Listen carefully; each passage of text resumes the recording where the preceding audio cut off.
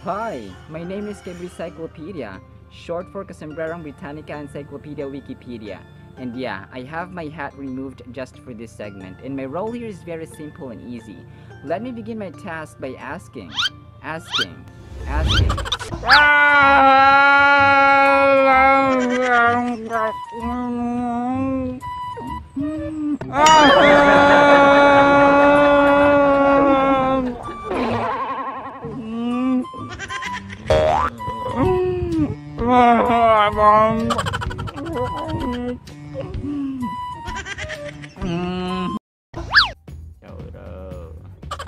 Our vocabulary term is succinct.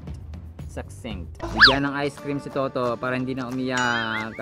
Ang big book nandito. Ang succinct, mga sombreros, ay adjective. Ito pa yung paglalaraw natin sa pag-express mo ng maikli lamang siya ngunit malinaw, or malinaw kahit maikli, no? Vice versa. Ang mga possible synonyms po natin dito ay concise, short or brief, compact, etc. At pag ginamit naman sentence ay give it up, Mr. Dictionary.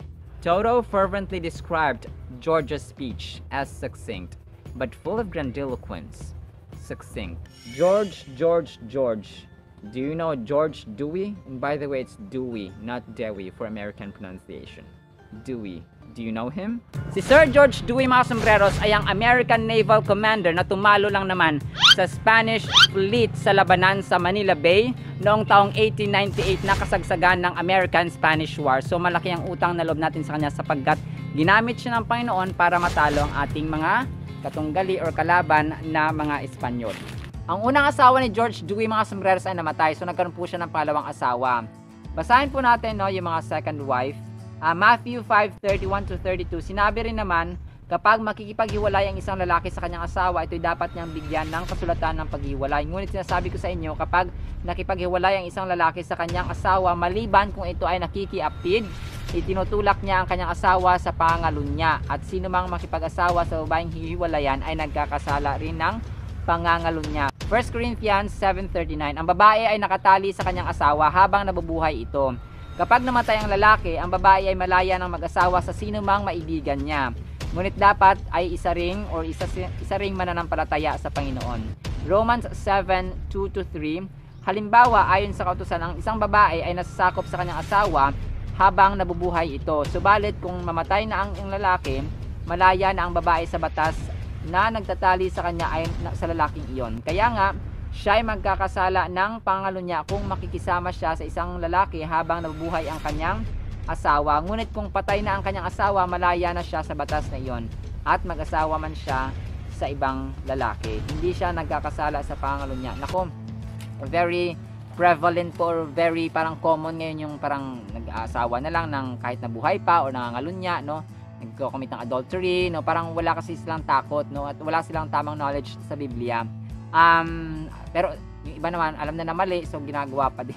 Parang ganun po siya, mga sombreros. Pero yun nga, napakahalaga po na nagbabasa talaga ng Biblia so that malaman din natin talaga yung sobrang pagmamahal po ng Diyos at awa at grasya sa atin na hindi nauubos at hindi napapawi, mga sombreros. So let's read, love and obey what's in the Holy Bible. Talong, may scientific name na Solanum melongena, may English terms na eggplant, at sa iba pang English-speaking countries, tinatawag itong aubergine, mga sombreros, aubergine. Sa usapang botany, tinuturing itong prutas at hindi gulay dahil ang mismong bulaklak nito ang nagtataglay or doon mismo nabubuo ang bunga at ang mga buto, mga sombreros, na eventually ay tinatanim para mag-reproduce. Pansinin po natin ang bayabas, ang star apple, ang pomelo, ay ang sa bulaklak din po nila mismo nabubuo ang kanilang bunga. And same goes or same process ang nangyari sa talong. Pero mapatalo, mapagulay, mapaprutas, ay thankful po tayo. Yun po ang bottom line. Thankful po tayo dahil meron tayong inihain sa ating hapagkainan. Muli po, ito po si Casombrerong Dennis. Ito po ang inyong hamak na lingkod, Casombrerong Dennis, at sa paghatid ng kaalaman at tawa ay kasama ko sina Kay Cyclopedia o Casombrerong Britannica Encyclopedia Wikipedia, si Mr. Dictionary, si Kay Graham Pitch or Casombrerong Grammar in Speech, at sa tawa, syempre, si Toto, ang pinakakwela sa lahat na nagsasabing, sabayan nyo kami, ang buhay ay magsalala ng naging magsalala ng naging faith of love, patuloy na sa ating pag-asa at pag-asa. Muli po, maraming salamat po, mga sombreros, sa mga sumasama sa learning sa wisdom, sa knowledge. Maraming salamat po at see you sa next segment. Bye-bye!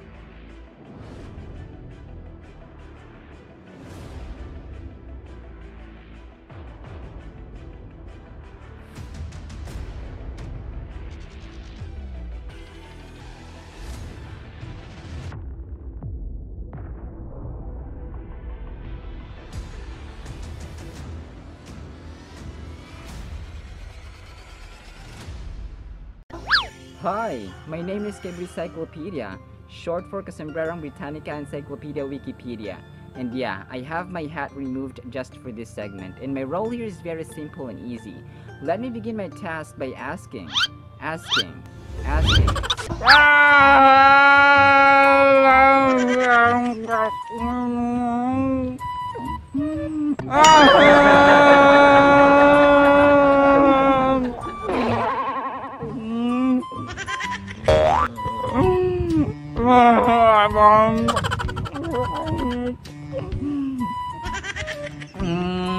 Could you please eat some bananas and fill your mouth full? Our vocabulary term is usurp or usurp. Usurp or usurp. Bigyan ng bike. Grabe ang design nito sa Big Book. Tataka mga sombreros. Ang usurp or usurp mga sombreros ay verb. Ito yung pagkuha mo ng posisyon, ng power, o ng kapangyarihan, ngunit wala kang karapatan. Wala kang karapatan. Ang mga possible synonyms natin dito ay commandeer, expropriate, assume, take, etc. At pag ginamit naman sentence ay give it up, Mr. Dictionary. After King Toto dies, his brother Procopio will usurp the throne. Usurp or usurp? Procopio. Do you know Procopio Bonifacio?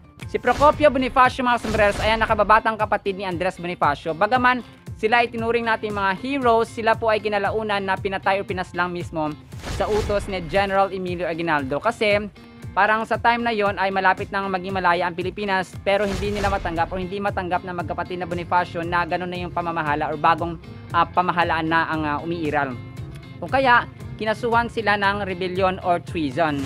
Ang mga tao nagkaroon ng commotion, nagalit kay General Emilio Aguinaldo na kung hayaan nila mabuhay ang magkapatid na ito ay para nilang papatayin ang mga Pilipino dahil nga nagre-rebelde sina Procopio at Andres Bonifacio. Kung kaya ay labag man sa kalooban ni Emilio Aguinaldo ay pinapatay silang dalawa. Na Procopio Bonifacio mga sombreros at Andres Bonifacio ay hindi sumunod sa nag-exist na pamahalaan noon ni na Emilio Aguinaldo. Basahin po natin ang pagsunod sa pamahalaan.